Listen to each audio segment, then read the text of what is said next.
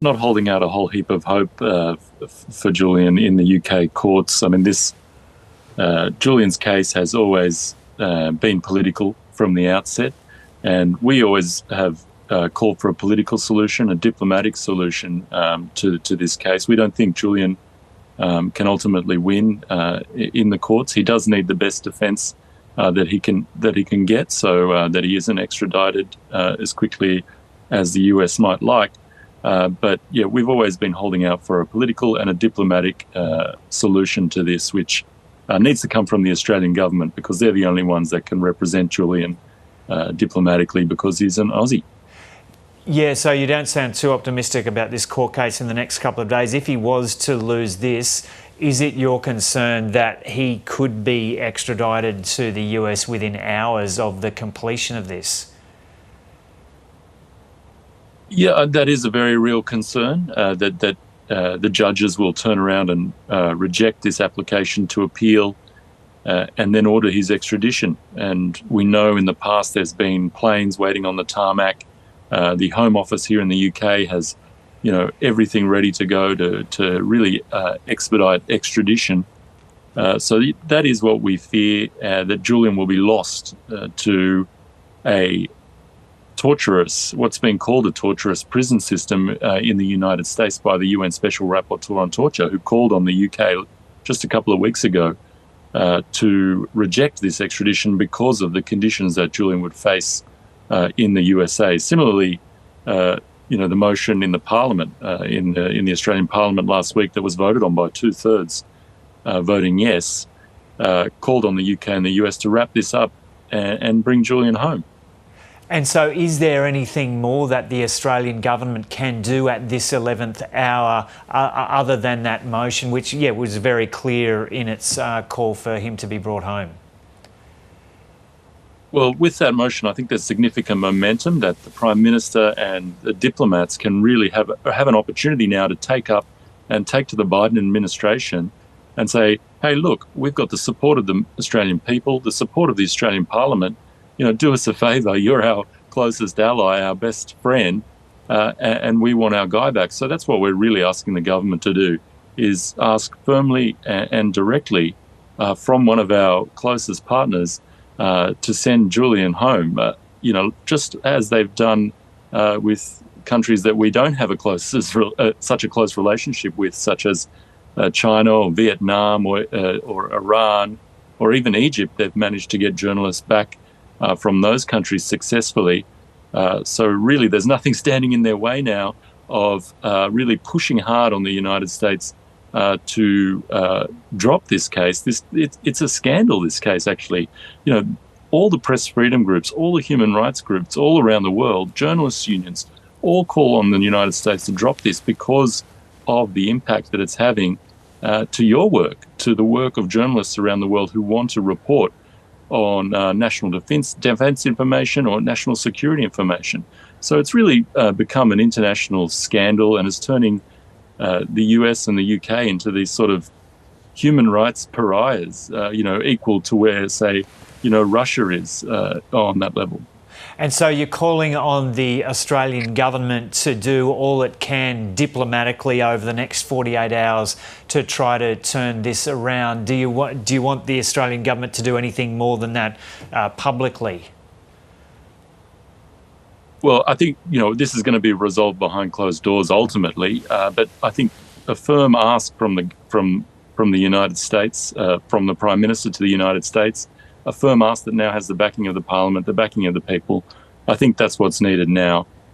Really, the cards need to be put on the table, and this needs to be brought to an end before it's too late. I mean, nobody wants Julian to be extradited to the USA, where he could ultimately lose his life. So that's an outcome that I don't think anybody would like. So the Australian government really has the ball in their court to act now and act decisively to bring this to an end. What contact have you had with your brother in the last 12 months? I saw him at the end of last year. I went to visit him inside the prison, inside Belmarsh prison. I'm going to go and see him again next week while I'm here in the UK. But he's his condition in there has been deteriorating over the last 5 years. He's been in a maximum security prison for 5 years. He's not even convicted of anything. He's not serving a sentence. He's kept there solely at the request of the United States. But it's heartbreaking, as his brother.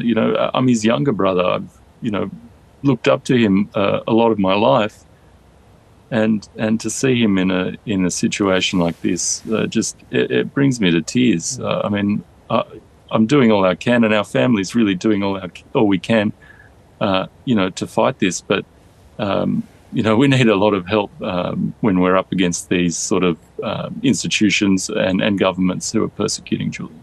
And how is his psychological state? He's hanging in there. Obviously, these times, are filled with anxiety, and he has ups and downs. But he's hanging in there. The motion last week from the Australian Parliament really, put some wind underneath his wings, and it's things like that keep him going on the inside. All the support from around the world that really keep the fire burning inside, the fighting fire, which he hasn't lost yet. Which I'm always, I'm always amazed that he's still in there, still fighting.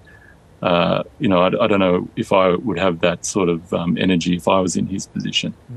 And Gabriel, you live in Australia. You've gone over especially for this hearing, as I understand. So obviously you feel really strongly about this. Your brother has been in various forms of custody or enforced isolation for many years.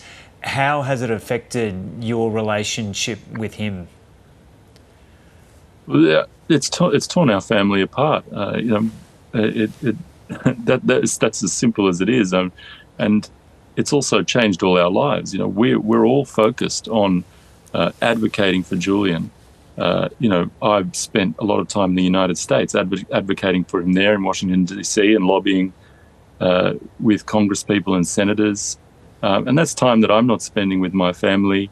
I have a young daughter who misses me when I'm away, just as Julian has two young children, 5 and 6, who are growing up without their father. So we're all focused on this, and John and Stella, my dad and Julian's wife, they're his lifeline. They're essentially keeping him going in there, bringing him news of the outside world, supporting him emotionally, and they're his lifeline. And we're all focused on not just advocating for Julian, but keeping him going while he's inside the prison. So, it's affected us all. It's not just Julian who's locked up. We're all locked up with him in our support and our unity in fighting for his freedom.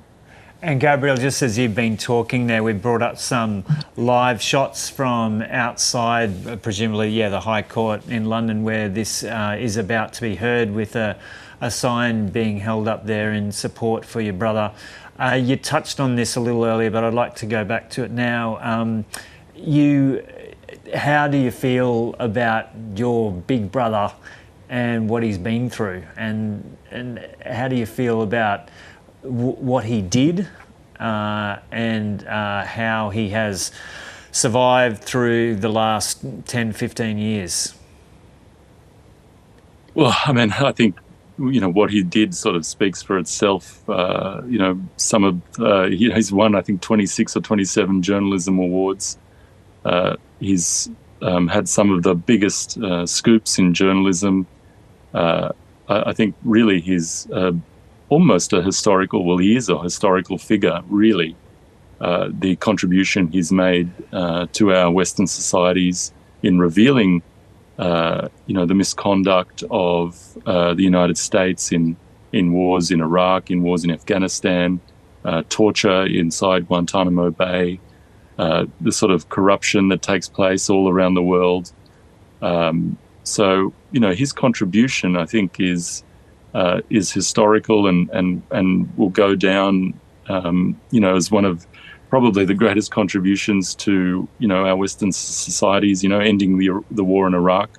That was only possible because of one of the diplomatic cables that was released by WikiLeaks. So I think that sort of speaks for itself. I'm always immensely amazed and proud of the work that that he's been able to do. Even when I was in my teens, I looked up to him and what he was doing using technology to make the world a better place, even back then. So, that's really, I think his record speaks for itself. It doesn't need me really to, opine on it. But, I'm immensely proud of the work he's done and his fighting spirit just to really keep going. It makes me a little bit emotional, to talk about it. But, I wish I could have done something like him, but, Julian is one of a kind. Yeah. And we've got those live shots back up now from the court. Presumably you'll be heading down to that court pretty soon and you'll be sitting in on the hearing. Is it kind of strange with these hearings, with him sitting only presumably kind of 10 metres from you and you're unable to chat or communicate with him, or are you able to communicate with him at all in these hearings? Only visually, some in previous hearings where he's been present in the court. Mind you, he hasn't been able to be present in any of his hearings since January 2021. But yeah, previously, we would do things like raise our fists to each other just to show that we have that fighting spirit and link and, the connection through the court. I haven't been able to speak to him, but in those situations, but definitely sharing that solidarity, I think is very important for us as a family to be there and to be present today, to stand with Julian, at this time when everything's on the line for him. This is a do or die situation. If this court rejects this application, he'll be extradited to a place where expert witness testimony that was accepted by the British courts has found would lead to his death. So, it's really important for us to be here and to be standing beside Julian in solidarity with him and support him as best we can. But yeah, he won't be physically there in the courtroom today? Yeah, I'm not sure yet if his application has been approved, but I'm sure I'll find out shortly. But I'm not sure if he'll be in the courtroom today. I hope he can be. Yeah. And if this was to end with him being sent off to the US, how would you feel about that as a reflection of the systems in the UK and the US, and the ability of Australia or inability of Australia to influence something like this? Well, I think the systems in the UK and the US have, they've been responsible for Julian's persecution over the last 13 years. So I don't hold much hope for them, but I think really it will be a reflection on the government and our relationship, really, the Australian relationship with our two closest allies. It will be really revealing of our true standing, when our parliament calls for this to be brought to an end and Julian returned home, when our Prime Minister says enough is enough. And these calls and these are just ignored by the United Kingdom and the US, who are supposedly, our closest allies, our closest partners. I think the Australian people are all scratching their head now, so thinking, what does it mean to be Australian if we can't successfully advocate for one of our citizens with our closest friends? So I think it really speaks to that. It speaks to the core of, what it really means to be Australian, that sense of a fair go that Julian hasn't gotten. And it's really stark for people, I think, Australians now, particularly when the US whistleblower, Chelsea Manning, has been walking free since 2017, and the Australian who published it, who did exactly the same thing as the New York Times, who did exactly the same thing as The Guardian, has been detained one way or another for the past 13 years.